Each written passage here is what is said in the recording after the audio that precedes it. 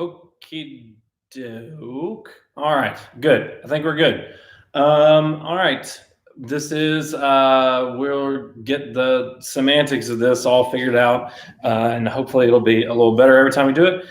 But this is our. I'm Josh Steen. I'm the resident director here at Corinth Theater Arts, and this is our new way to share information with you during the COVID-19 virus times. This is what we've affectionately calling going off book.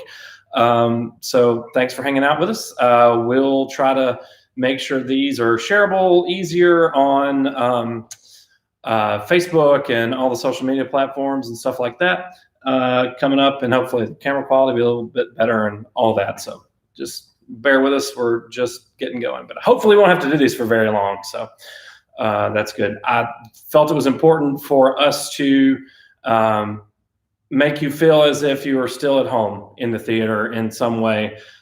So especially while we are social distancing and all that other stuff. So this series is it probably won't be every day. I don't know, it might be, we'll see how it goes. But this series is gonna be fun for us. I'll not just sit here in the front row for every video. I'll maybe next time I'll do it in the green room or do it in the shop. Our board members know that I'll never do it in my office. That's okay. So we'll mix it up and do this from a couple places in the theater, so you still feels like you're part of what's going on. We're in the middle of a lot of stuff here at CTA. We're very fortunate that the shutdown of being in public happened after our sold out run of Steel Magnolias from the second weekend. Really glad that people waited to be sick for that, at least locally.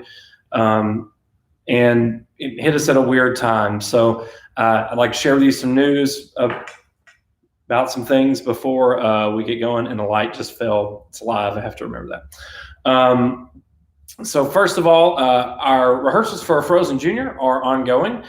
We are doing just like this every day that we have scheduled rehearsals.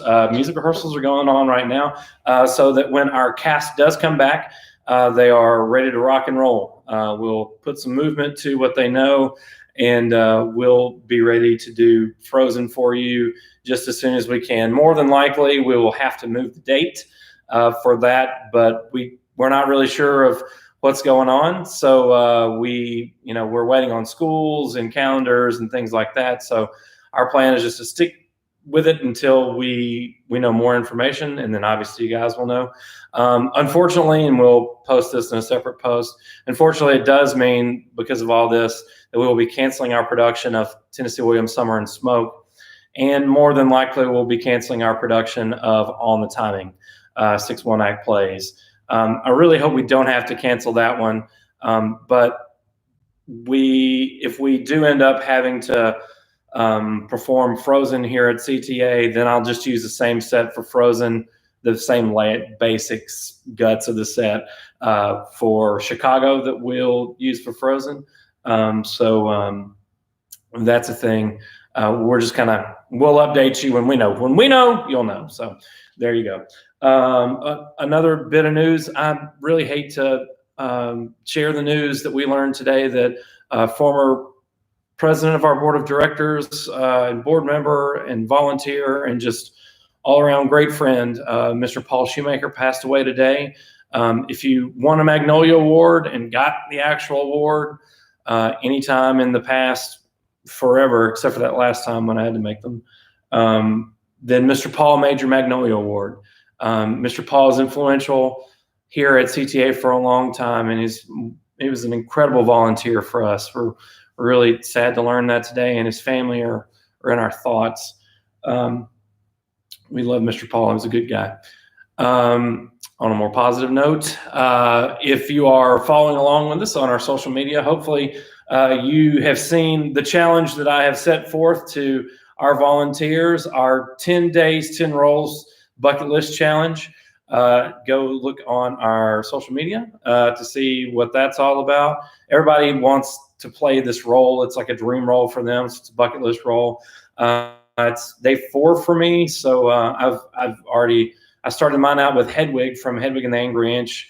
It's a role that I have a huge love for because my friend Benjamin, and I've always wanted to play that role. And I thought about it the other night and thought this would be a great way for us to kind of keep together while we're staying apart. So go see what that's all about. Good things. So Frozen in the process. See you later, Summer and Smoke, and maybe all in the timing. So those are things that you need to know, and go use the hashtag 10 days, 10 roles for that. For my Resident Directors Challenge. Do that. It's really cool. It's really nice to see that making its way all over. Other community theaters are doing it, and seeing it as far as Nashville and as south as Jackson. So keep it up. It's positivity to see, and especially at a time like this. So those are things. Okay, so what's our format here? So it's really just going to be kind of this, I think.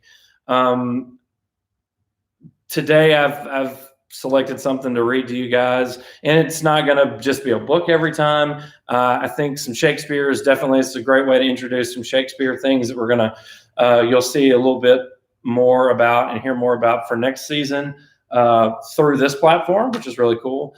And we kind of had preliminary talks today among several of us that we thought it might be cool if we did some stage readings this way.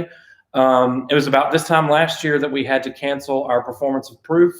My mom got sick. She was diagnosed with stage 4 cancer about this time last year, and we were in the middle of this production of Proof. And I was directing it. My wife Emily, she was the female lead in the show, and it was just, I think Clay Nails said it best. Sometimes it's just not time for anything. And so we just stopped everything we were doing with the show and didn't get to produce the show. So I think that we're going to do that. We're going to take some small cast folks that agree to come out into public, or maybe we'll come up with some other way to do it, to do a staged reading of a show. And so when we do our first one, hopefully it'll be Proof.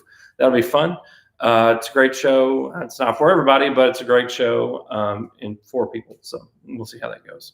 I'm really encouraged that there are lots of folks in the arts finding ways to do new and creative things on a daily basis with their theaters being dark.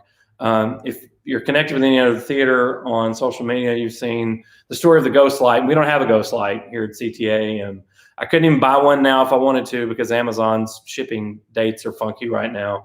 But we don't have one because we always leave a light on for those who have come before us and those who will come after us. So there's usually always a stage light on around here anyway. But we don't ever want our theater to be dark for any reason. There are so many volunteers and board volunteers and patrons that have come before us for 51 years that have really worked their tails off to make sure that this place stays open for a variety of reasons, and we're going to make sure that it continues to do so. Not even the virus will get us. So these aren't supposed to be long. I'm not going to keep them long, but I thought that I would share with you one of my favorite books today. It's not been adapted for the stage. I don't think it should be. It'd be really, really cool to be a short one-act play. Maybe that's something we'll do. But I said in my curtain speech for So Magnolias that Shel Silverstein is my favorite author, and very much so. This actual book was my mom's, and this is the same copy of the book that she read to me when I was a kid, and that I was able to read at her memorial service. I love this book. I love this story. I think it's one that stands the test of time no matter what. So I'll read it to you, and we'll call it an off book. How about that? The Giving Tree by Shel Silverstein. Once there was a tree. See? The tree. Once there was a tree, and she loved a little boy. And every day, light's bad. Every day, that boy would come and he would gather her leaves and make them into crowns and play king of the forest. He would climb up her trunk and swing from her branches and eat apples. And they would play hide and seek. And when he was tired, he would sleep in her shade. And the boy loved the tree very much, and the tree was happy. But time went by, and the boy grew older, and the tree was often alone.